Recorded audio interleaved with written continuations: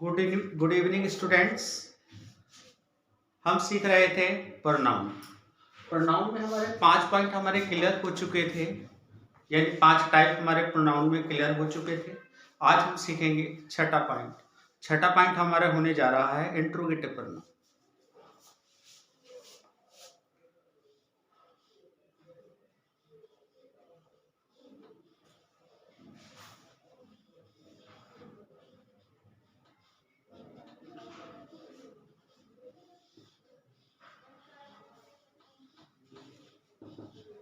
Interrogative pronoun.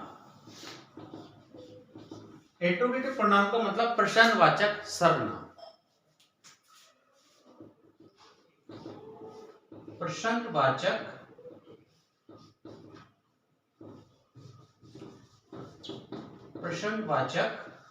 सर्वनाम।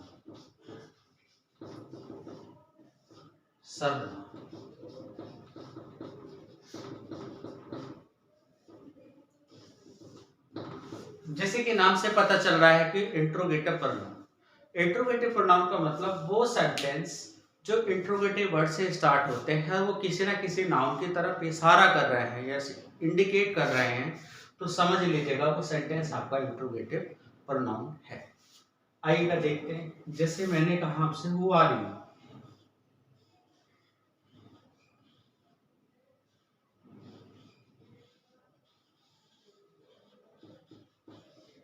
तुम कौन हो। तो यहाँ पर हु के बारे में जानने का प्रयास कर रहा है, इसलिए यहाँ पर ये सेंटेंस आपका क्या हो गया, इंट्रोगेटिव प्रोनाउन हो गया दोस्तों। एक एग्जांपल और देखते हैं।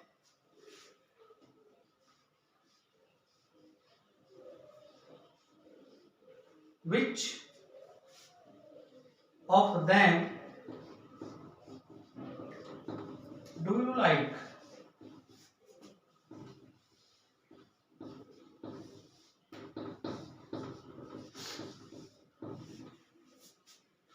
उनमें से तुम किसको पसंद करते हो। तो यहां पर ये जो पॉइंट आपका, ये इंट्रोगेटिव प्रोनाउन हो गया। एक एग्जांपल और देखते हैं।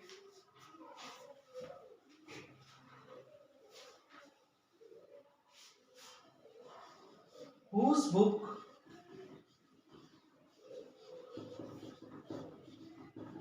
is this?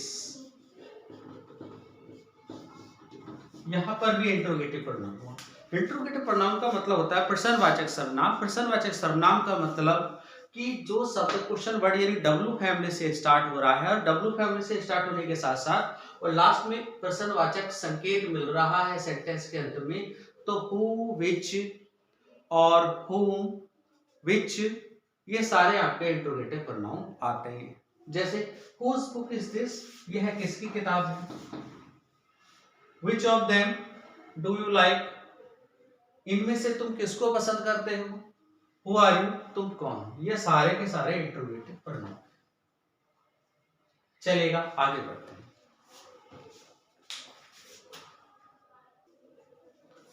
अगला पॉइंट है हमारा रिलेटिव प्रोनाउन।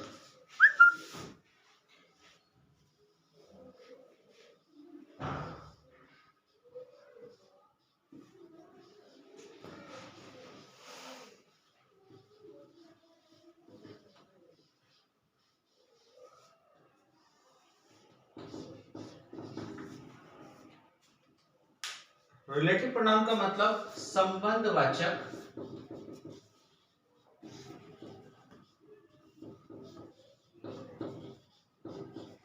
सर्वनाम।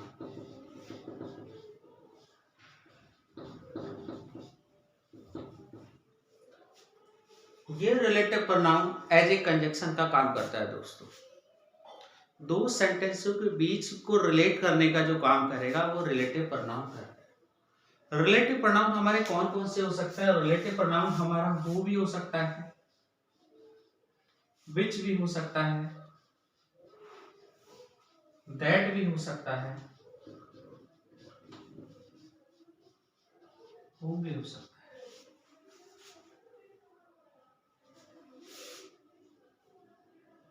सो भी हो सकता है, सच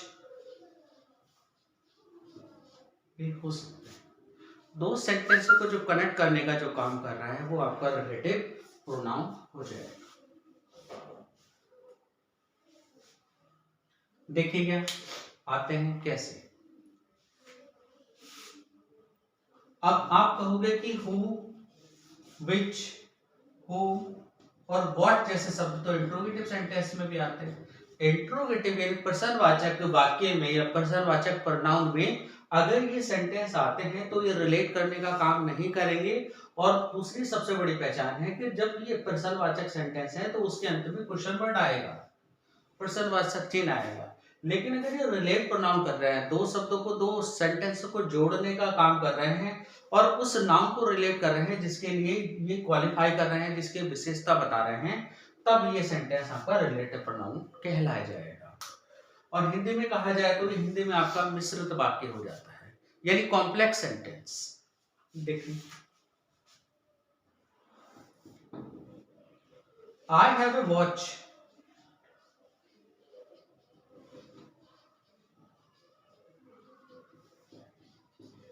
I have a watch which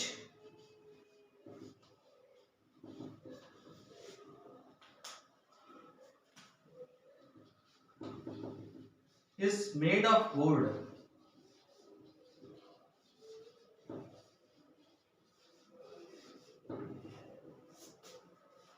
और देखते हैं, I have a parrot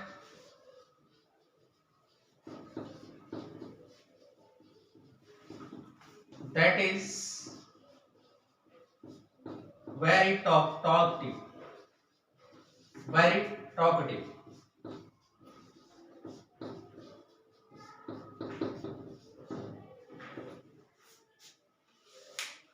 I have a watch, मेरे पास एक घड़ी थी जो सोने की बनी हुई है। मेरे पास एक घड़ी है जो सोने की बनी हुई है। अब यहां पर ये वॉच को रिलेट कर रहा है विच, ये आपका रिलेटिव प्रोनाउन है। I have a parrot that is very talking, मेरे पास एक तोता है जो बहुत ही बातूनी है, यानी पैरट को रिलेट कर रहा है यहाँ पर दैट, ये आपका रिलेटिव वर्ड है। इसलिए पूरा का पूरा सेंटेंस अगर देखा जाए तो ये पूरा सेंटेंस कॉम्प्लेक्स सेंटेंस कहलाएगा, यानी मिश्रित वाक्य है। लेकिन रिलेटिव प्रोनाउन की बात की जाए तो आपसे पूछ लिया जाए कि इस पूरे सेंटेंस में रिलेटिव प्रोनाउन क्या है, तो यहाँ पर दोस्तों रिलेटिव प्रोनाउन विच हो जाएगा और यहाँ पर क्या हो जाएगा, दैट हो जाएगा। एक और एग्जांपल और देख लेते हैं।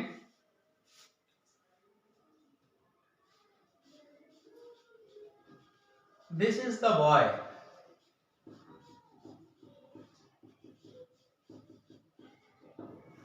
this is the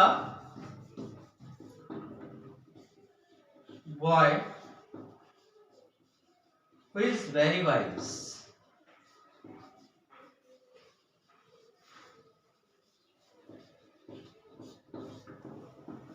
यह वही लड़का है जो बहुत ही बुद्धिमान है। तो ऐसे सेंटेंस में आपका रिलेटिव वर्ड क्या हो गया, ये आपका रिलेटिव प्रोनाउन हो गया। अगर आपसे पूछा जाए कि देखिएगा इस सेंटेंस में फुल स्टॉप लगता है, अगर आपसे पूछा जाए कि किस टाइप के सेंटेंस हैं, तो ये सेंटेंस है आपके कॉम्प्लेक्स सेंटेंस। कॉम्प्लेक्स सेंटेंस यानी मिश्रित वाक्य। कैसे वाक्य हैं, मिश्रित वाक्य, जो अर्थ निकालने पर जो, जैसे, जहां का अर्थ देते हैं। आई हैव ए वॉच, मेरे पास एक घड़ी है जो सोने की बनी हुई है। I have a parrot that is, जो क्या है, बहुत ही बातूनी है। दिस इज द बॉय, ये वही लड़का है, हु इज वेरी वाइज, जो बहुत ही क्या है, बुद्धिमान है। आई होप कि ये पॉइंट भी क्लियर हुआ होगा। चलिएगा आगे बढ़ते हैं अगले नेक्स्ट पॉइंट की तरफ। आगे बढ़ते हैं, अपना 8वां पॉइंट है हमारा रेसिप्रोकल प्रोनाउन।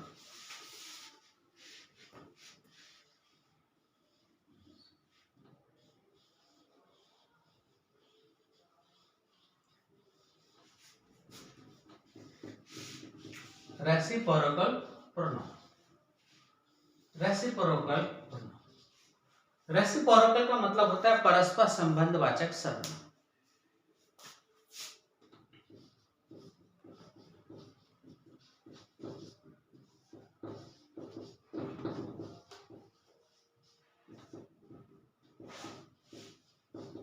परस्पर संबंधवाचक शब्द।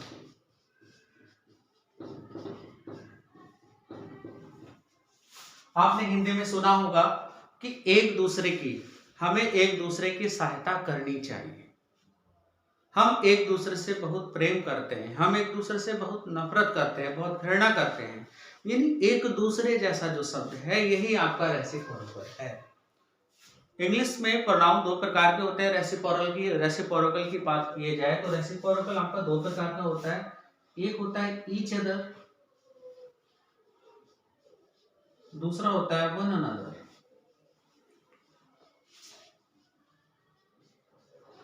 वन अनदर दोनों का शाब्दिक अर्थ एक दूसरे ही होता है।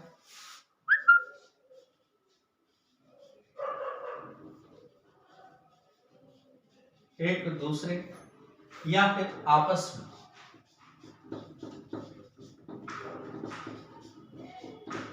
एक दूसरे या फिर आपस में। बात अगर ईच अदर की करें या वन अदर की करें तो दोनों का मतलब एक दूसरे आपस में होगा। बट डिफरेंट क्या है? डिफरेंट अगर ईच अदर की बात की जाए तो ईच अदर का प्रयोग दो व्यक्ति एवं वस्तु के लिए होता है। के लिए होता है।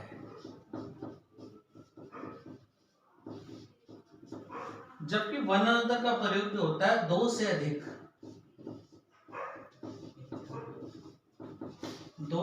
अधिक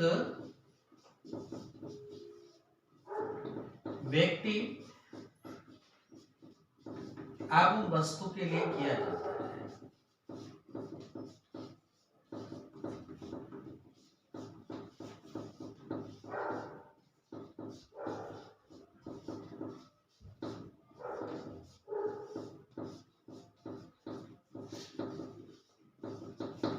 वस्तु के लिए किया जाता है। आइएगा एग्जाम्पल की तरफ बढ़ते हैं। एग्जाम्पल है हमारा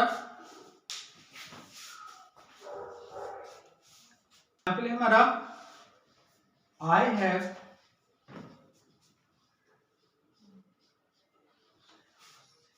टू सन्स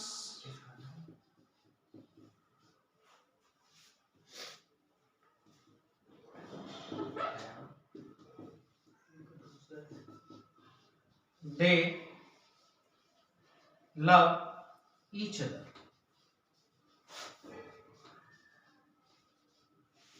मेरे दो पुत्र हैं और वो दोनों एक दूसरे से बहुत प्यार करते हैं। ईच अदर जो इंडिकेट किया जा रहा है ये आपका टू सन्स के लिए किया जा रहा है।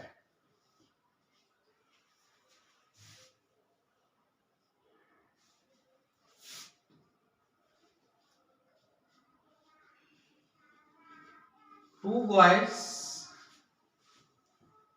Hates each other.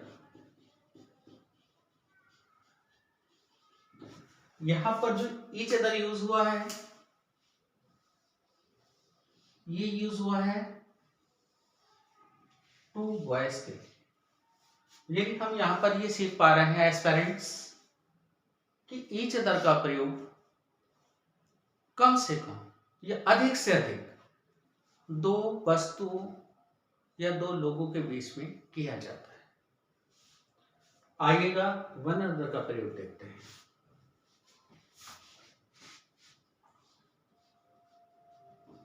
Five girls are playing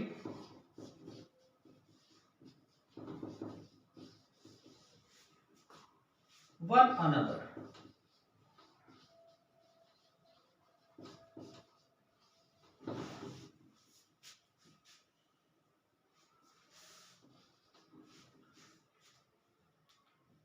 I have need one another chance to crack this exam। मुझे इस परीक्षा को निकालने के लिए बहुत अधिक मौके चाहिए, एक और मौका चाहिए, यानी कई मौके चाहिए। ऐसा भी यूज किया जा सकता है।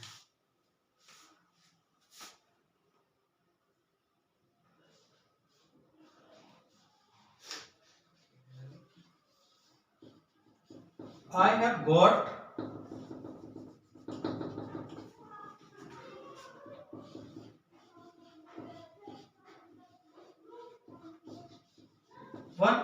another chances to crack this exam.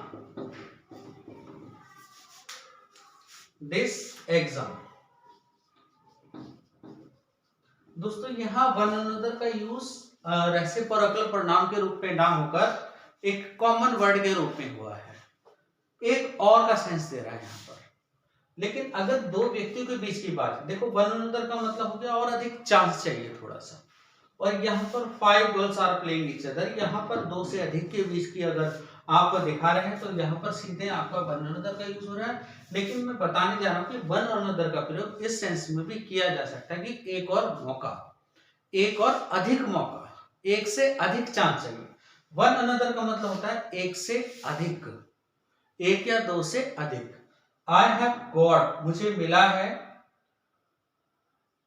One another chance to crack this exam, इस परीक्षा को क्रैक करने का एक और अधिक, एक और चांस मिला है, यानी एक से अधिक। एक तो मिल गया था, एक और का मतलब एक में एक जोड़ देते हैं तो एडिशनल हो जाता है, यानी एक और अधिक चांस मिल गया है।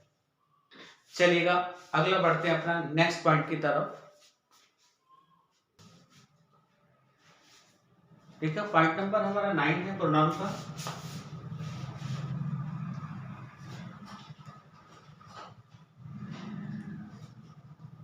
इंडेफिनिट प्रोनाउन,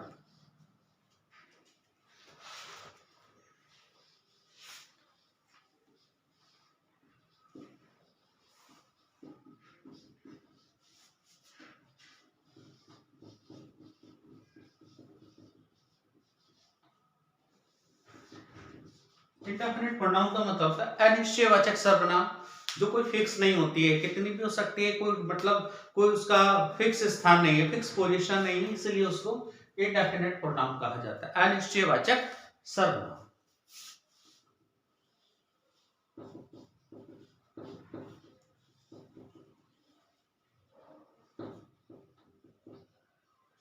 अनिश्चयवाचक सर्वनाम,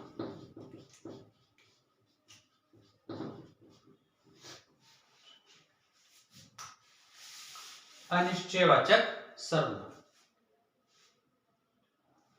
अनिश्चयवाचक सर्वनाम जो कि हमारे क्या है, इंडेफिनिट है। तो अनिश्चयवाचक सर्वनाम हमारी हो सकती है some, many, several, everybody, somebody,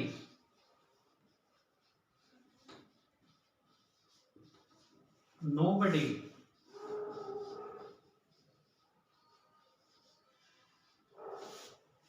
nobody, little, most,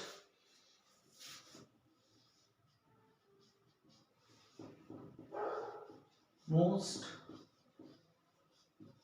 few, few, no one, anyone, someone,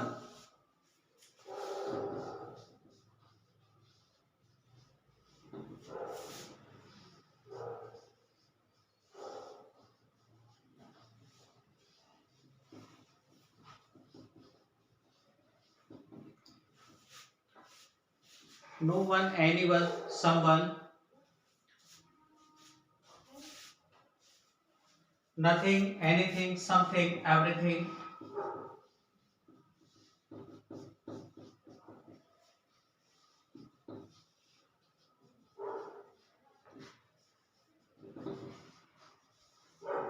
nothing,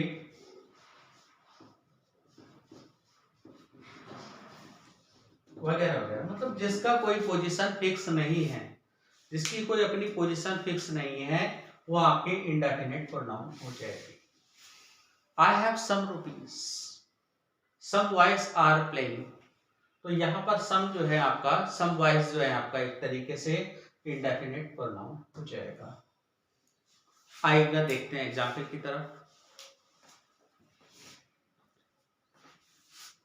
to be slave,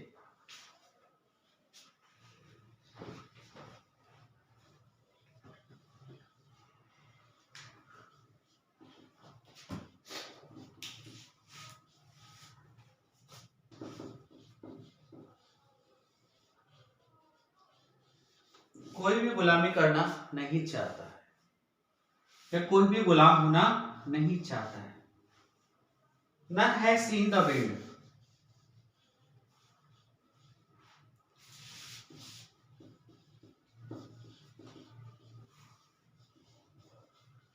none has seen the wind, किसी ने हवा को नहीं देखा है।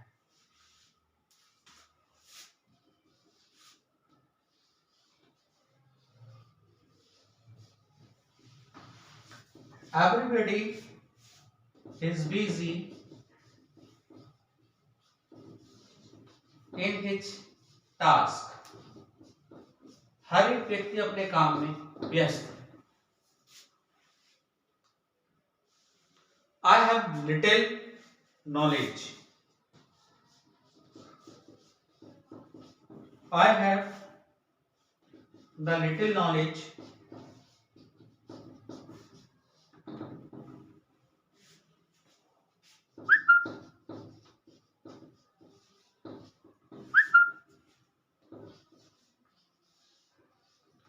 that I gave to you.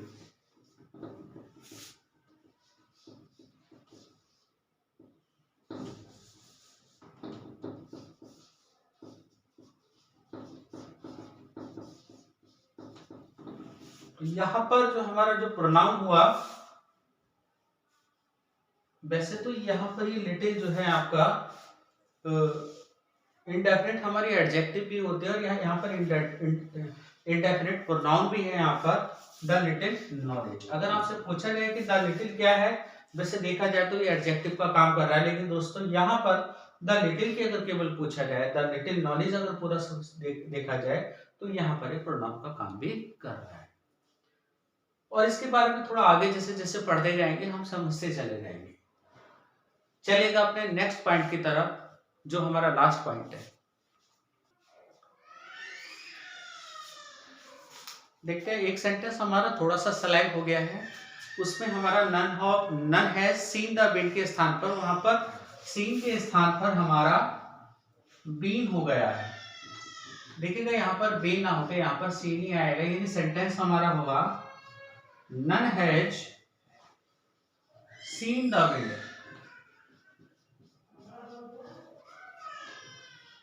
यहां पर सीन होगा, बीन नहीं होगा।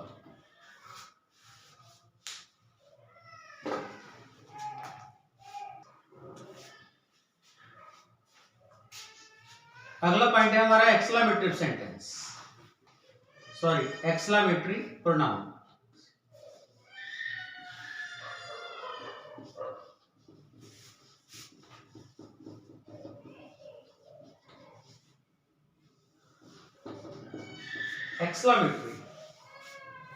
एक्सक्लेमेटरी प्रोनाउन का क्या मतलब होता है? विस्मय बोधक विशिष्ट, सॉरी विस्मय बोधक सर्व, सरप्राइज, विस्मय बोधक सर्वनाम।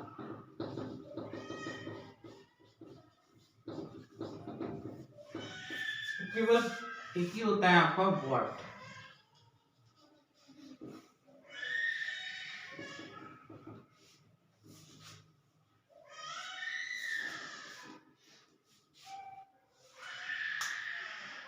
Example, what beautiful building,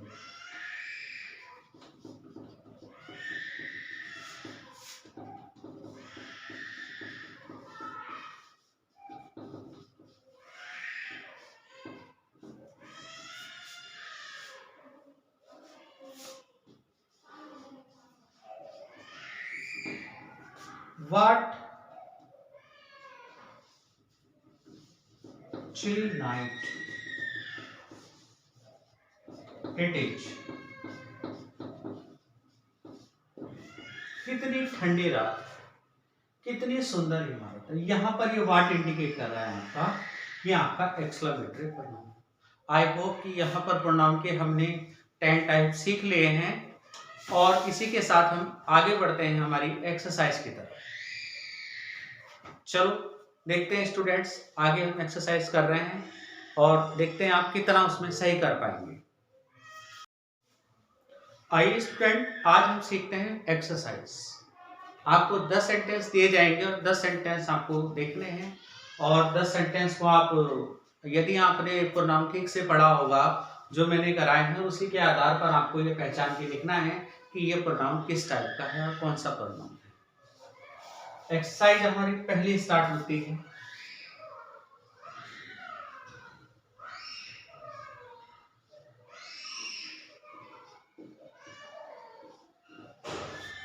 exercise first,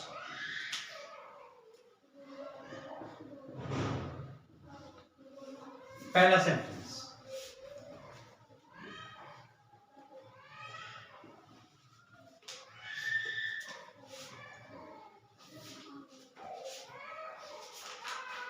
can I सी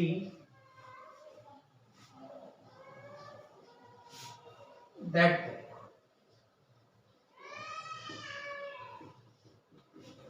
इसके सामने आपको लिखना है कि ये किस टाइप का है। इंट्रोगेटिव प्रोनाउन है, रिलेटिव प्रोनाउन है, या फिर आपका रेसिप्रोकल प्रोनाउन है, या फिर आपका डिमॉन्स्ट्रेटिव प्रोनाउन है।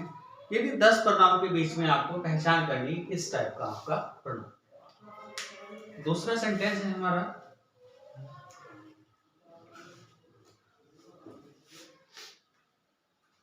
सीता एंड गीता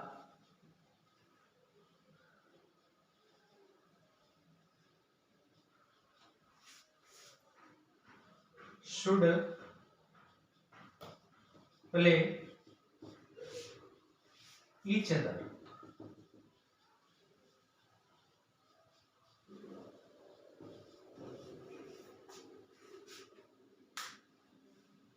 इसमें मैं क्वेश्चन को थोड़ा सा और इजी बता देता हूं। इसमें आपको यहां पर अंडरलाइन कर दिया गया है और आपको बताना है कि किस टाइप का प्रोनाउन है। वहीं पर यहां पर अंडरलाइन हो गया है और आपको बताना है कि ईच अदर किस टाइप का प्रोनाउन, किस टाइप का प्रोनाउन। क्योंकि दोस्तों हम यहाँ पर इंग्लिश को बिल्कुल बेस से स्टार्ट कर रहे हैं। पहले धीरे धीरे स्लो, थोड़ा इजी लेवल, फिर इंटरमीडिएट, फिर थोड़ा स्टैंडर्ड लेवल, फिर एडवांस लेवल तक हम यहाँ पर हम पहुंचेंगे। तो बहुत ही स्लो और बहुत ही शानदार एवं शालीन तरीके से यहाँ पर हम इंग्लिश सीख रहे हैं। पॉइंट नंबर तीसरा,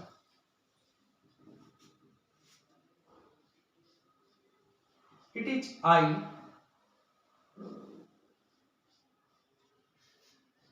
who is your friend.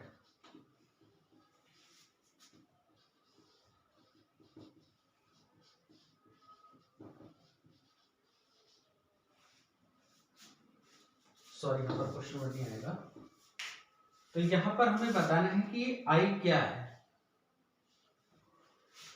Next point है हमारा point number 4, it is I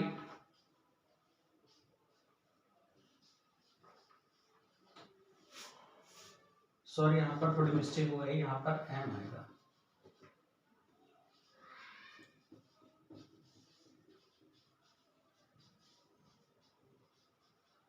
your friend. यहां पर हमें बताना है कि वो क्या है। 5वां sentence,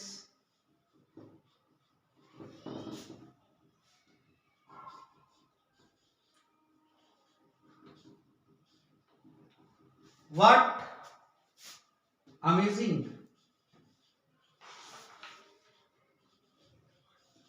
flower it is.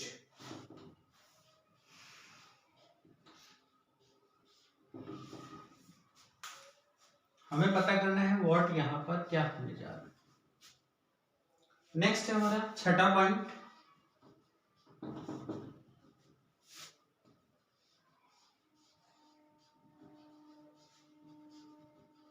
This is my school,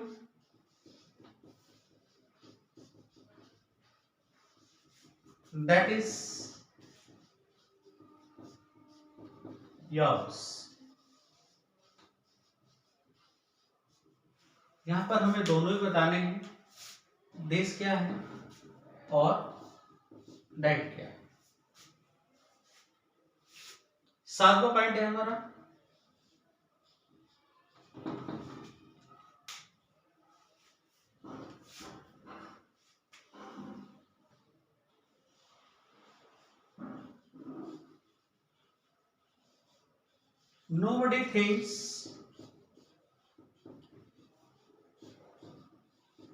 nobody thinks about the poor, nobody thinks about the poor।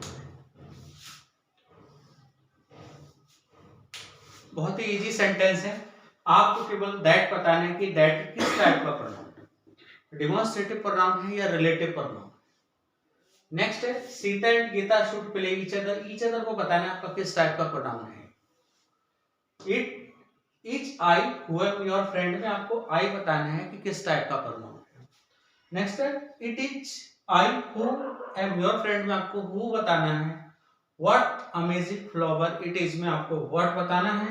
This is my school that is yours में आपको दोनों ही बताने हैं। Nobody thinks about the poor. चलिएगा अपने 8वें नंबर पर देखते हैं कि हमारा 8वां सेंटेंस क्या होने जा रहा है। देखिएगा हमारा 8वां पॉइंट है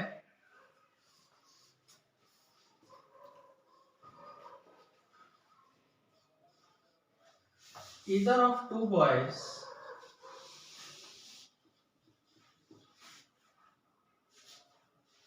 has done it।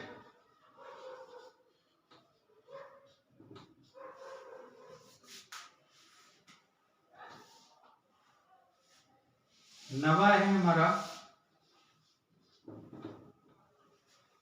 I myself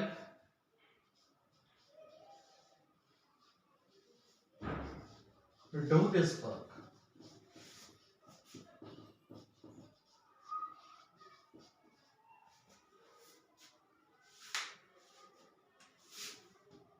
tenth sentence है she introduced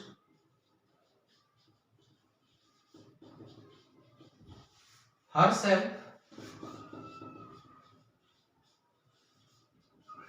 to DM। Students ये आपके सामने 3 सेंटेंस है और 3 सेंटेंस में आपको बताना है कि कौन कौन से प्रोनाउन हैं, किस टाइप के प्रोनाउन हैं। और इस प्रकार आपके 10 सेंटेंस स्टार्ट हो गए हैं और 10 के 10 सेंटेंस में आपको 7 सेंटेंस का सॉल्यूशन मैंने आपको बताया भी है और ये 8, 9, 10 सेंटेंस आपको घर से करने हैं। और इसी के साथ आपका प्रोनाउन के जो टाइप्स हैं ये पूरे हो गए। अब हम प्रोनाउन के बारे में पढ़ेंगे, थोड़ा अलग अलग क्या रूल्स आते हैं सेंटेंस को लेकर, इनके क्या रूल्स बनते हैं, कैसे कैसे सेंटेंस को लेके और या क्वेश्चन पेपर के हिसाब से आपको प्रोनाउन से कहाँ कहाँ एरर दी जाती है और किस तरीके से बार बार एग्जाम में पूछा प्रोनाउन को घुमा फिरा कर दिया जाता है। ये सारी चीजें हम अपने नेक्स्ट लेक्चर में देखने जा रहे हैं। चलेगा आज के लिए यहीं तक ही। Thank you class very much. आओ प्रैक्टिस करते हैं। Exercise number 1, can I see that book. Can I see that book में ये दैट क्या है आपका, ये दैट है हमारा demonstrative pronoun.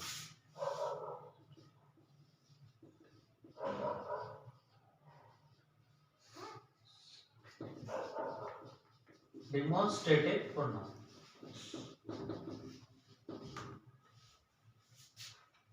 Demonstrative pronoun. Each के ईच अदर क्या है हमारा, Sita and Gita should play each other में रेसिप्रोकल प्रोनाउन आपको करा दिया है। ये रेसिप्रोकल प्रोनाउन है। नेक्स्ट है इट इज आई। आई क्या है आपका? ये आई हमारा बहुत ही सिंपल है, ये हमारा पर्सनल प्रोनाउन, पर्सनल प्रोनाउन।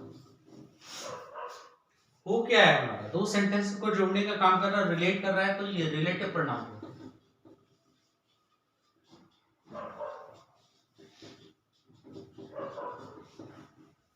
और व्हाट क्या है? ये एक्सक्लेमेटरी प्रोनाउन।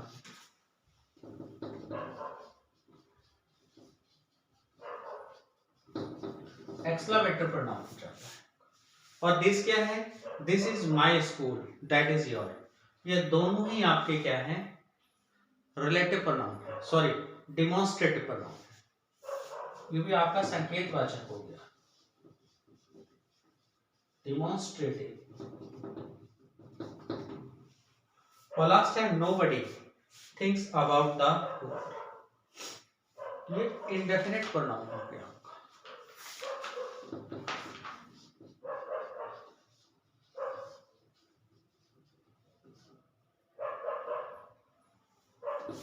इंडेफिनिट। देखिएगा, दो सेंटेंस और रह गए हमारे, 8, 9, 10, 3 सेंटेंस।